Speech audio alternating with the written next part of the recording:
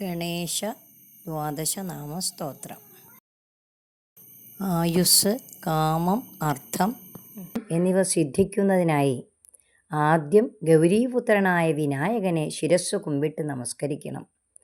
ഗണപതിയുടെ നാമങ്ങൾ എണ്ണിയാൽ ഒടുങ്ങാത്തതാണ്. ഗണപതിയുടെ വിവിധ നാമങ്ങൾ സ്മരിച്ച് വണങ്ങണം.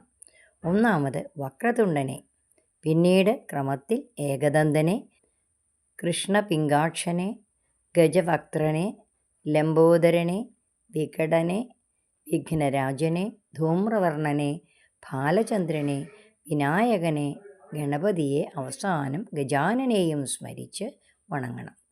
ഈ നാമങ്ങളെല്ലാം സ്മരിച്ച് 3 സന്ധ്യകളിലും വണങ്ങുന്നവന് യാതൊരുവിധ വിഘ്നഭയവും ഉണ്ടാവുകയില്ല. വിദ്യ അർത്ഥിക്കുന്നവന് വിദ്യയും, മോക്ഷം കാക്ഷിക്കുന്നവന് മോക്ഷവും, ധനം കാക്ഷിക്കുന്നവന് ധനവും, പുത്രനെ അർത്ഥിക്കുന്നവന് പുത്രനെയും ലഭിക്കും. മുടങ്ങാതെ ജപിച്ചാൽ 6 മാസം കൊണ്ട് സർവസിദ്ധിയും പ്രാപ്തമാകും എന്ന് പഴമക്കാർ പറയുന്നു.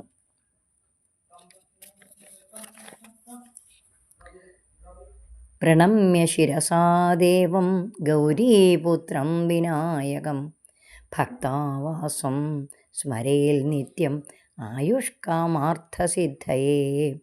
പ്രഥമം വക്രതുണ്ടം ച ഏകദന്തം ദ്വിതീയകം, തൃതീയം കൃഷ്ണപിംഗാക്ഷം ഗജവക്ത്രം ചതുർത്ഥകം, ലംബോദരം പഞ്ചമം ച ഷഷ്ഠം വികടമേവ ച, സപ്തമം വിഘ്നരാജം ച ധൂമ്രവർണം തഥാഷ്ടമം, നവമം ബാലചന്ദ്രം ച ദശമം തു വിനായകം, ഏകാദശം ഗണപതിം ദ്വാദശം തു ഗജാനനം. ദ്വാദശൈതാനി നാമാനി ത്രിസന്ധ്യം യപ്പടേൽ നരാ, ന ച വിഘ്നഭയം തസ്യ സർവസിദ്ധികരം പരം. വിദ്യാർത്ഥി ലഭതേ വിദ്യാം, ധനാർത്ഥി ലഭതേ ധനം, പുത്രാർത്ഥി ലഭതേ പുത്രാൻ, മോക്ഷാർത്ഥി മോക്ഷമാപ്നുയാത്.